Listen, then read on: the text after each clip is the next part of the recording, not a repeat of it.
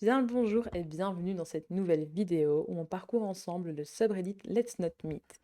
Donc c'est un subreddit où des gens viennent raconter des mésaventures qui leur sont arrivées. C'est des genres de threads d'horreur si vous voyez un peu ce que c'est. Et sans plus de blabla, première histoire de cette vidéo. Le vase. Un titre intrigant qui n'a rien de flippant en soi, mais on va voir. Bonjour à tous, je m'appelle Samuel, je suis belge. Toujours, mais il y a beaucoup de belges dans ce subreddit, c'est fou.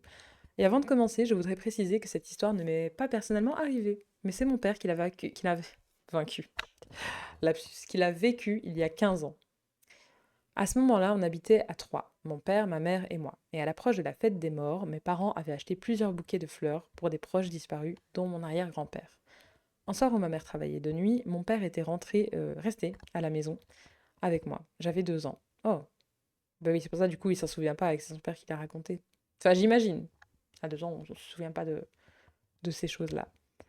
La soirée se passe normalement jusqu'à ce que mon père entende un bruit dans le couloir. Un bruit qui ressemblait à du verre qui se brise. Oh, une effraction.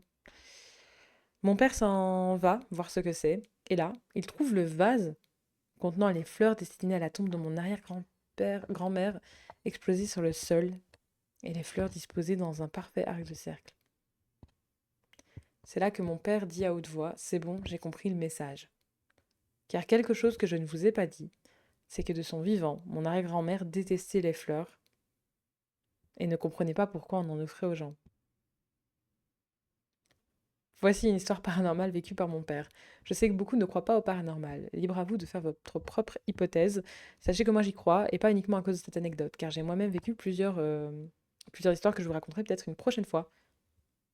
Moi j'y crois pas spécialement, c'est vrai, mais en fait c'est tellement inattendu, je me dis, ah, après c'est vrai que vase, il y avait une histoire avec le vase, mais je pensais plutôt que c'était quelqu'un qui rentrait dans la maison. En fait, je pense rarement au paranormal tout de suite, je pense toujours à un truc qui implique l'humain en chair et en os.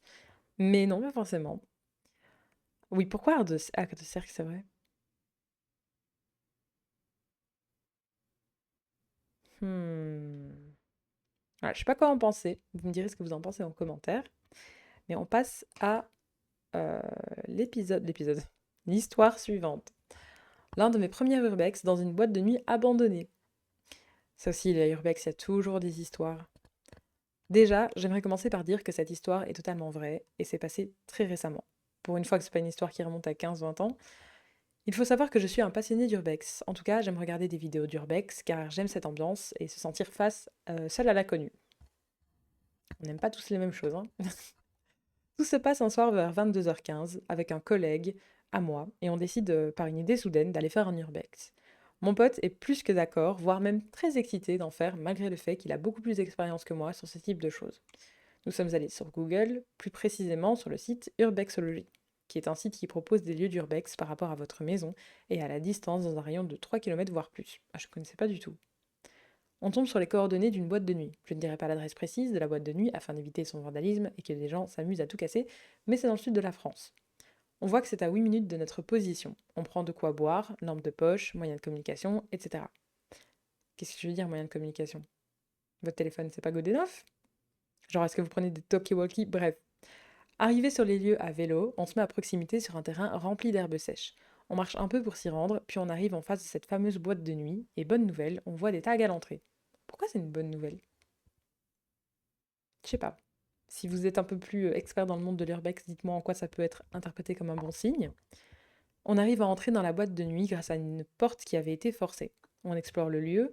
En premier, on est tombé sur un long couloir et sur la gauche, il y avait 3 marches qui menaient à la salle principale avec le bar, la piste de danse et les toilettes.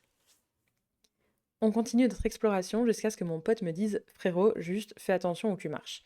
Reste le plus discret possible. Moi, portant des chaussures qui n'étaient pas plates, mon pote me prévient.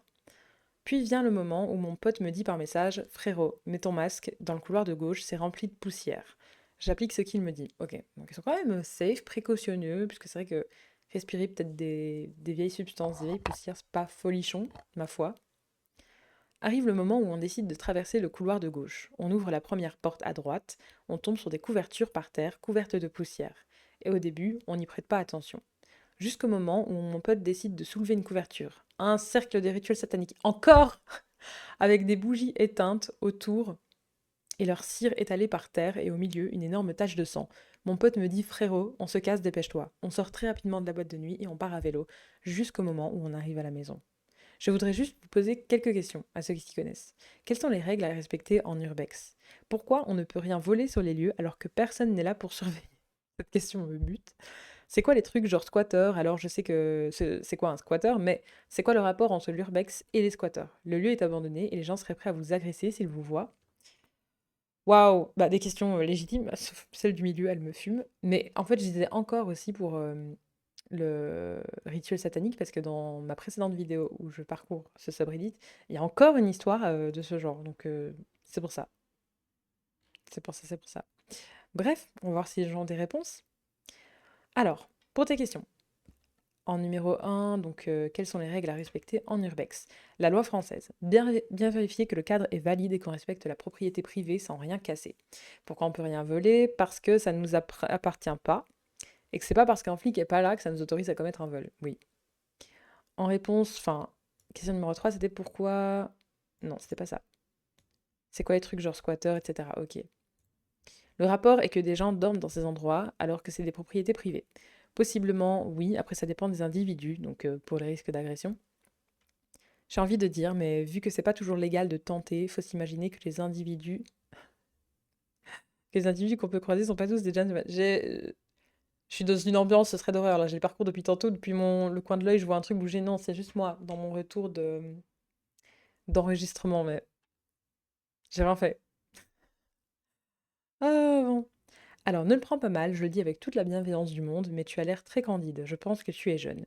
L'urbex est peut-être aussi dangereux que passionnant. À ton avis, que se passera-t-il le moment où tu tomberas sur un drogué ou un de ces adorateurs de sectes? Je ne comprends pas tes questions. On ne vole pas parce que c'est interdit. Il y a quelque chose de flou pour toi? Les gens qui squattent sont dans l'illégalité et donc potentiellement dangereux parce qu'ils ne respectent pas la loi. J'enfonce des portes ouvertes, mais j'ai l'impression que tu n'as pas toutes les clés du monde adulte encore. Faut vraiment faire attention quand tu te balades. Là, tu es tombé sur un truc frissonnant et sans conséquence, mais tu peux juste tomber sur un mec ni particulièrement flippant, ni intéressant, mais qui va te frapper et te dépouiller juste parce qu'il le peut. Je te recommande vraiment soit d'arrêter, soit de te mettre aux arts martiaux et d'avoir un couteau au cas où. L'idée n'étant pas de se battre, mais d'avoir de quoi assurer ses arrières. Aussi, ne le fais jamais seul. Là, vous étiez deux, c'est le minimum. Faut toujours qu'il y en ait un qui puisse appeler la police si jamais. Prends soin de toi. Waouh. Bah écoutez, c'est pas plus mal. Si la personne elle est un peu jeune, un peu candide et qu'elle sait pas trop comment se comporter, ben, d'avoir quelqu'un qui sait donner des conseils. Après, le fait d'avoir un couteau carrément, je sais pas. Mais voilà. Pour être honnête, j'aurai bientôt 18 ans, dans 5 mois exactement, et merci pour ta bienveillance. J'ai déjà pratiqué des sports de combat pendant des années, boxe française, anglaise, et des choses que je ne connais pas. L'urbex, je le fais jamais seul, j'ai toujours été accompagnée par 2 ou 3 personnes. Sauf là, oui, c'était 2. Mais voilà, c'est tout pour cette histoire-ci. Est-ce qu'on passe à la suivante? Oui. Oui, oui, oui. La pire nuit de colonie de ma vie. Allez. Bonjour à tous. Je ne vais pas dire mon vrai prénom pour des raisons d'anonymat, j'espère que vous comprendrez. C'était l'été dernier, été 2025, en juillet. J'étais partie en colonie de vacances avec un ami à moi, qu'on appellera Christian pour garder l'anonymat, au Cap d'Agde, dans le sud de la France. Dans cette colonie, tout le monde s'entendait plutôt bien, même s'il y avait différents groupes d'amis. Tout le monde était en bons termes. Mais parmi toutes ces personnes, il y avait un garçon qui avait mon âge, donc 14 ans à l'époque, qui ne parlait à personne, mais vraiment à personne. Il n'avait pas d'amis et traînait tout seul dans le camping. C'est très très triste. Moi et mes amis, nous le trouvions bizarre. Oh non. Mais on ne prête pas attention à lui. Mais au fil du séjour, moi et mes amis, on aperçoit ce garçon qu'on va appeler Lilian, qui se balade de jour tout seul dans le camping avec un couteau suisse à la main. Ah, un peu bizarre. Nous trouvions ça juste bizarre, mais on ne trouvait pas ça vraiment inquiétant. Peut-être qu'il avait l'habitude de faire ça, nous ne le connaissions pas.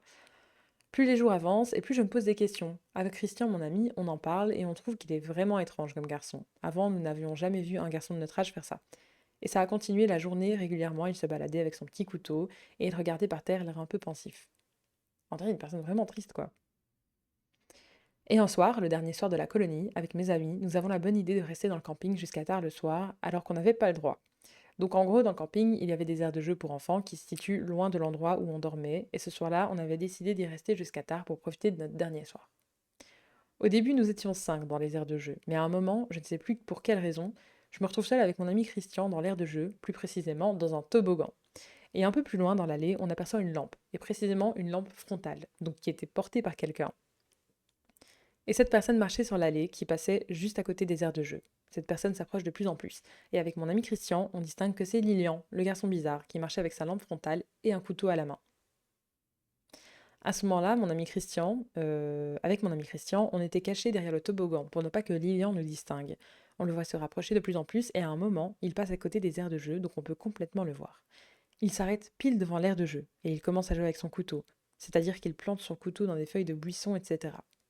5 bonnes minutes plus tard, il décide de s'en aller. Donc avec mon ami Christian, nous sommes retournés sur le camp où il y avait tout le monde et on décide d'aller voir nos amis qui étaient partis et qui n'avaient pas vu ce qu'il s'était passé. On leur raconte tout et ils décident d'aller aux aires de jeu pour voir s'il y est retourné. Et moi, je suis restée au campement avec mon ami Christian. Quelques minutes plus tard, je reçois une notification d'un ami qui était aux aires de jeu pour voir s'il était là et c'était une vidéo. Je clique et je dis à mon ami de regarder. Sur la vidéo, on voyait Lilian en train de parler tout seul, tout en jouant avec son couteau. Et sur la vidéo, vers la fin plus précisément, on voit qu'il regarde droit dans la direction de mes amis. On entend le bruit de pas de mes amis qui courent sur les graviers et la vidéo s'arrête. Les minutes passent et ils reviennent enfin sur le camp et ils nous racontent tout. En gros, il était en train de parler de ce qu'il avait envie de faire des gens qui le critiquaient pendant la colonie et en gros, il dit des choses horribles et atroces. Et le lendemain, nous sommes partis et rien ne s'est passé. C'est affreux. C'est très flippant parce qu'en fait, je crois que le mec qui joue avec son couteau, ben, c'est un garçon très solitaire, qui a pas d'amis, qui vit mal d'être isolé, qui vit mal ben, sûrement les moqueries qu'il doit recevoir des autres. Et ça fait penser à tellement d'histoires d'adolescents qui craquent et qui commettent des horreurs. Enfin voilà, j'ai pas besoin de rentrer dans les détails, je pense que vous savez de quoi je parle. Mais c'est affreux. Est-ce que vous avez signalé ce qui s'est passé aux animateurs ou aux parents? C'est vrai que ce serait quand même pas une mauvaise idée parce que bah, le garçon, en fait, il a besoin d'aide. Il est certes tout seul, flippant, etc. Mais je pense qu'il a surtout besoin d'aide. Donc voilà, vous me direz ce que vous en pensez en commentaire, encore une fois. Mais nous, c'est ici qu'on se laisse. Merci beaucoup d'être resté jusqu'au bout et à très très vite pour une prochaine vidéo.